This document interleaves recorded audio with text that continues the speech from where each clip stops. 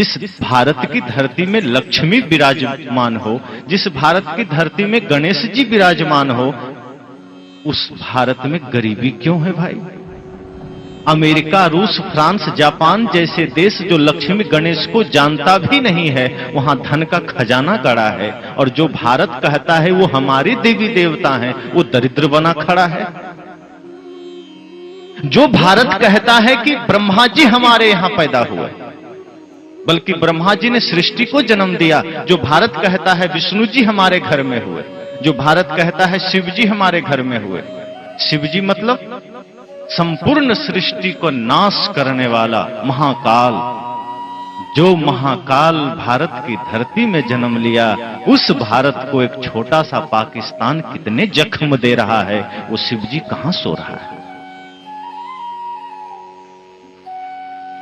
आज जो भारत की सीमाओं की हालत है, आज जो पाकिस्तान आतंकवादी भेज भेज कर हमारे सैनिकों की हत्या कर रहा है, वो सैनिक आपकी ही कोई पुत्र है, कोई भाई है, कोई आपका ही सगा संबंधी है, जो उस बॉर्डर पर खड़ा है। किसी भगवान के भीतर ये करुणा क्यों नहीं जगती कि मैं अपने लाल को घर भेज दूं? और हनुमान जी ये क्यों नहीं कहते कि मैं गदा लेकर भारत पाकिस्तान बॉर्डर पर एक बार खड़ा हो जाऊं और एक ही गदा में पाकिस्तान को परलोक सिधार दूं? क्यों हमारी सेना को मरना पड़ रहा है? क्यों हमारे भारत के जवानों को शहीद होना पड़ रहा है? शिवजी क्यों? और चीन के बॉर्डर पर त्रिशूल से एक बार में चीन का सत्यानाश कर देते, ताकि वो चीन जो हमारे ऑक्साई चीन को कब्जे में कर लिया, वो चीन जो अरुणाचल के कुछ हिस्से को कब्जे में कर लिया, लेकिन भगवान शिव अभी भी सो रहे हैं और हम फिर भी हाथ जोड़े खड़े हैं कि हे प्रभु, आपकी कृपा होगी तो सब कुछ होगा, आपकी कृपा होगी तो सब कुछ होगा, मुक्ति मिलेगी, बंधन से छूटेंगे। सदगुरु कबीर कहते हैं उस भरोसे में मत रहना। 33 करोड़ देवी देवता मानते हो, उतना ही भ्रष्ट ये भारत हो चुका है। और जिस 33 करोड़ देवी देवता की आप बात करते हैं, उन देवताओं का चरित्र कोई ठीक है क्या? कोई इंद्र के बारे में तो जानते हैं ना, कोई तपस्या कर रहा होता है तो इंद्र को ईर्ष्या हो जाती है, वो जाकर उसका तपस्या भंग कर देता है। कोई सुंदर स्त्री दिख गई, इंद्र जाकर के उसके साथ छल कर लेता है। ये हमारे देवताओं की कथा है। जिसे आप धर्मराज युधिष्ठिर कहते हैं, वो पत्नी को दांव पर लगा देते हैं, जैसे पत्नी न हो करके वो कोई हीरे जवाहरात हो गई। ये धर्मराज युधिष्ठिर की कथा है। और फिर भी हम कहते हैं भगवान आएंगे हमारा कल्याण करेंगे। अगर यही ख्याल भगत सिंह ने किया होता कि राम जी आकर के देश का कल्याण करेंगे, तो भगत सिंह को फांसी पर न चढ़ना पड़ता। लेकिन भगत सिंह ने सोचा नहीं, कोई राम नहीं आएगा, अब मुझे ही राम बनना होगा। अगर यही ख्याल चंद्रशेखर आजाद ने किया होता, यही ख्याल वो 7 लाख वीरों ने किया होता जिसने भारत को आजादी दिलाने के लिए अपनी कुर्बानी दे दी, तो आज भी भारत गुलाम होता और हम इस तरह से बोल न रहे होते, इस तरह से जी न रहे होते। लेकिन हमारे शहीदों ने समझा कि अब कोई राम नहीं आने वाले, चलो राम के पद चिन्हों पर, अब राम हमें बनना होगा। चलो राम के पद चिन्हों पर अब इतिहास बदलना होगा। अब तो राम स्वयं बनो, अब तो लक्ष्मण स्वयं बनो, अब तो वो शक्ति स्वयं में जगाओ जो सदगुरु कबीर कहते हैं कि तेरा साईं तुझ में जाग सके तो जाग, किसकी आशा करते? और बाहर की आशा कब तक काम करेगी? दूसरे की आशा पर कब तक चलोगे? इतने देवी देवता के होते हुए ये भारत आज जिस स्थिति में गुजर रहा है, आदमी को समझना चाहिए। और भगवान ठीक है, हम कबीरपंथी हैं, हम उन्हें नहीं मानते, वो हमारी रक्षा ना करें, पर केदारनाथ में तो उन्हीं के भक्त गए थे और सब काल कलवित हो गए, अपने भक्त को भी नहीं बचा पाए। हनुमानगढ़ी में पूजा करते सब खड़े थे, बम धमाका हुआ, हनुमान जी के ही भक्त स्वाहा हो गए। अरे हम उनका विरोध करते हैं, हम उनको नहीं मानते हैं। कबीरपंथी को कुछ हो जाए तो बात समझ में आती है, उनके ही भक्त प्राण गंवा रहे हैं। एक तरफ से आप देखिए, जिस जम्मू कश्मीर की हालत इतनी खराब है, वहीं अमरनाथ है, वहीं उधर ही वैष्णव देवी है, शिवजी का बहुत बड़ा तीर्थ अमरनाथ उसी जम्मू कश्मीर में है, लेकिन वो जम्मू कश्मीर आज सबसे ज्यादा असुरक्षित है। जिस देश में इतने सारे भगवान हों, जिस देश के एक एक घर में इतने सारे भगवान हों, वो देश इतना कंगाल कैसे हो सकता है? हमें सोचना होगा। जिन महापुरुषों ने हमें जगाने का प्रयास किया, जिन संतों ने हमें जगाने का प्रयास किया, हमने उन्हें ध्यान ही नहीं दिया। कभी इसी धरती पर महात्मा बुद्ध आकर के हमें झकझोरते हैं कि बाहर किधर दृष्टि डाल रहे हो, अपदीप, अपने भीतर की शक्ति को जगाओ, अपने भीतर के प्रकाश को जगाओ। अत्ता ही अत्तनो नाथो को नाथो परोशिया। बुद्ध ने कहा आत्मा ही आत्मा का स्वामी है, आत्मा का दूसरा स्वामी कौन हो सकता? लेकिन बुद्ध की बात हमें पसंद नहीं आई। महावीर आकर कहते हैं कि तुम परमात्मा हो, उनकी बात हमें पसंद नहीं आई। सदगुरु कबीर कहते हैं कि तू ही परमात्मा है, उनकी भी बात हमें पसंद नहीं आई। अगर सदगुरु कबीर की बात पसंद आ जाती, बुद्ध की बात पसंद आ जाती, तो ये भारत आज इतना निकम्मा नहीं होता। ये भारत जो कंगाल है, आज भारत जो गरीब, इसका कारक यही भगवानवाद है जो आदमी को निकम्मा बना दिया।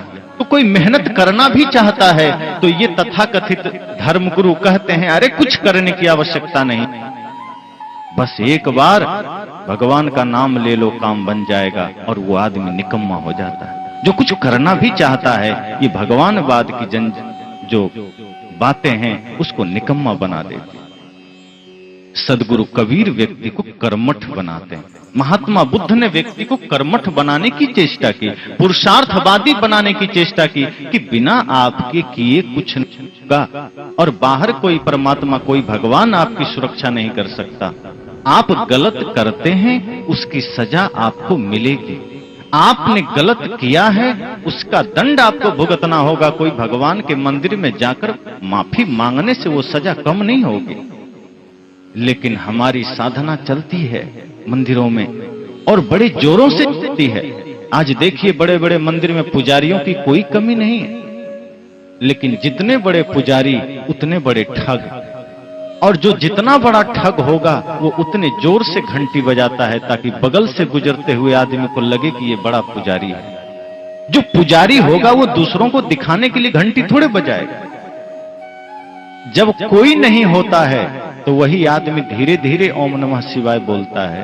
वो आदमी धीरे धीरे ओम जय जगदीश हरे बोलता है, और देखता है दो चार आदमी की भीड़ आ रही है तो जल्दी जल्दी ओम नमः शिवाय शुरू हो जाता है, ताकि लोग समझ सकें कि बड़ा ध्यानी आदमी है, बड़ा भक्त आदमी है। लेकिन भक्ति है कहां? मुख में राम और बगल में छुरी। सदगुरु संत कहते हैं ऐसे लोग तो उस तरह से होते हैं जो मुख पर तो बड़े ज्ञान की बातें होगी, बड़े ध्यान की बातें होगी, बड़े साधना की बातें होगी, और भीतर शकुनी की तरह कपट कतरनी चलती रहती है। कोई एकता नहीं। इसलिए मैंने कहा अगर आंखें हैं, अगर नेत्र है, तो हम हर जगह उस परमात्मा को देख सकेंगे। माता में, पिता में, छोटे छोटे बच्चों में, छोटे छोटे जीवों में, यूं कहें संपूर्ण सृष्टि में। घाव काहि पर घालो, जित देखो तित प्राण हमारो। किस चोट करना, जहां देखो वहां अपना ही तो प्राण है। ज्ञान की दृष्टि पैदा करनी पड़ेगी, और वो दृष्टि यही सत्संग से मिलेगी। दुनिया भर के बाजारों में घूमने से वो दृष्टि नहीं मिलेगी। हमारी दृष्टि बदलेगी। जो वर्तमान हमारी दृष्टि है, जिस दृष्टि से हम जगत को देखते हैं, जो जगत हमें बड़ा ही सुंदर रमणीय लगता है, प्यारा लगता है, उस जगत में जब हम थोड़ी सी दृष्टि का अंतर करेंगे तो उसी जगत की सच्चाई का बोध हमें होगा। जैसा आप देखते हैं अभी हमारे सामने कैमरा है। ये कैमरा हमारी तस्वीर ज्यों की त्यों ले रही, जैसा मैं हूं वैसा ही वो उतार रहा है, कोई अंतर नहीं है। आप देखेंगे सामने से जो चित्र आ रहा है ज्यों का त्यों आ रहा है, कोई फर्क नहीं। लेकिन इसी कैमरे के जगह यहां एक्सरे मशीन रख दिया जाए तो मेरी तस्वीर वैसी की वैसी नहीं आएगी, बदल जाएगी। ये कैमरा मेरे बाहर की तस्वीर ले रही है, लेकिन एक्सरे मशीन जब आ जाए तो मेरे भीतर की तस्वीर लेगी। इसी तरह से ये जो आंख है ये बाहर जगत को देखती है, लेकिन ज्ञान और विवेक की जो आंख है वो जगत की सच्चाई को देखती है। इसलिए वो आंख, वो दृष्टि आवश्यक है, और वो दृष्टि संतों के संग, वो दृष्टि गुरुजनों के संग। इसलिए सत्संग आवश्यक है, इसलिए ज्ञान आवश्यक है। और वो सत्संग, वो ज्ञान एक क्षण के लिए नहीं, 2 घंटे के लिए नहीं, 5 मिनट के लिए नहीं, वो सत्संग तो हमारे सांसों में बस जाए, वो ध्यान तो हमारे सांसों में बस जाए। ऐसा नहीं कि 2 घंटे सत्संग किया और हो गया, ऐसा नहीं कि 1 घंटा ध्यान किया और हो गया। उठत बैठत कबहू न छूटी, ऐसी तारी लागी। सदगुरु कबीर कहते हैं सांसों में वो सत्संग समा जाए, ध्यान समा जाए सांसों में। कोई आदमी ये नहीं कहता कि मेरे पास टाइम नहीं है, मैं सांस बाद में लूंगा। कोई ऐसा कहता है क्या? कह ही नहीं सकता। सांसें आ रही है, जा रही है अखंड धारा की तरह। ऐसे ही जिस दिन ध्यान और सत्संग हो जाएगा कि उठत बैठत, सो रहे हैं तो ध्यान में, किसी से बोल रहे हैं तो ध्यान में, चल रहे हैं तो ध्यान में, खेतों में काम कर रहे हैं तो ध्यान में, बाजार में हैं तो ध्यान में, तो समझना ये जिंदगी ही बदल जाएगी। और ये संसार फिर जो अभी दिखाई देता है आकर्षक, वही संसार तब मालूम पड़ेगा। यह संसार सराय मुसाफिर 2 दिन रहने आया है।